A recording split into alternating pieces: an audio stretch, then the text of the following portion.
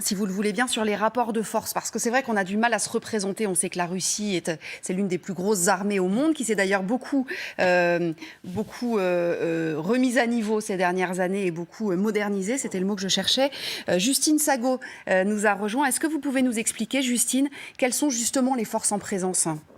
Écoutez, dernière information en date, en tous les cas, ce que l'on sait, c'est qu'actuellement, il y aurait des combats en cours pour une base militaire dans la région de Kiev, tout près de Kiev, parce que selon les Ukrainiens, des unités militaires russes ont pénétré dans la région de Kiev à partir de la Biélorussie pour mener une attaque avec des missiles. Et ce que vous voyez sur la carte, c'est qu'on voit que les forces terrestres russes sont entrées en Ukraine par différentes lignes de front. Ils ont attaqué l'Ukraine par la frontière avec la Biélorussie. Vous voyez en noir la ligne de front tout au nord du pays. Les troupes sont aussi rentrées par la frontière au nord-est de la Russie. Les frontières du Donbass ont elles aussi été franchies. Et enfin, l'offensive est aussi passée par la Crimée, ce territoire annexé il y a plusieurs années. Cela ressemble fort, quand on regarde cette carte, à la stratégie de l'encerclement des troupes russes tout autour de l'Ukraine. Selon les gardes-frontières ukrainiens,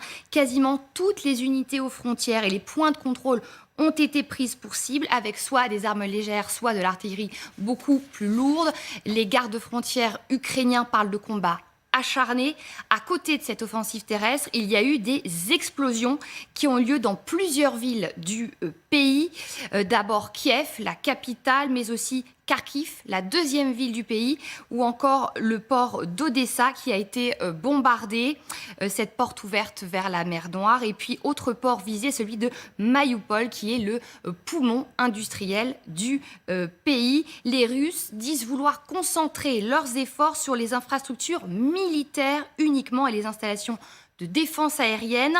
Selon les dernières informations, 74 installations militaires ont été touchées, dont 11 aérodromes. Il y a eu des bombardements, mais aussi peut-être des tirs de missiles ou peut-être même des opérations de sabotage, mais ça reste à confirmer. Alors, est-ce que l'Ukraine a les moyens ou pas de se défendre ? Eh bien, c'est clairement le combat de David contre Goliath. Il y a un fossé énorme. Regardez ces chiffres. Il y a un déséquilibre entre les forces russes et les forces ukrainiennes en présence. Selon les derniers chiffres, côté russe, 200 000 soldats, 500 avions de chasse et 40 navires en mer. Et regardez, côté ukrainien, c'est très différent, c'est beaucoup moins. Seulement 40 000 soldats. Certaines sources de l'armée ukrainienne estiment que le pays ne pourra sans doute pas tenir plus d'une semaine. Merci beaucoup, merci pour ces précisions. C'était tout à fait précis. Merci Justine. Justement, Thomas de Lanneville, on a entendu donc, que la Russie, c'est la 3e, 4e plus grosse armée du monde, que l'Ukraine, c'est la 25e armée du monde. Dans quel état sont ces armées ? Je disais tout à l'heure, l'armée russe s'est beaucoup modernisée ces dernières années. Et l'armée ukrainienne ? L'armée russe s'est modernisée pour être capable d'opérer sur ses frontières proches. Il existe d'ailleurs une symétrie entre ce que fait la Russie et ce que fait la Chine. La Chine veut reconquérir le monde sinisé, le Vietnam, et même jusqu'au Japon. La Russie veut se concentrer sur son étranger proche. Donc c'est une force qui est musclée, mais qui ne pourrait pas déployer de grands efforts en Europe occidentale. Quant à l'armée ukrainienne, eh bien, elle a perdu déjà sa marine, 80% de sa marine. Quant à son armée de terre, elle est dans une situation, elle est sous ponction occidentale. D'ailleurs, l'Ukraine est endettée vis-à-vis de l'Occident, ce qui est un grand facteur de faiblesse. Oui, parce qu'on a apporté, nous, une aide militaire de formation, de matériel.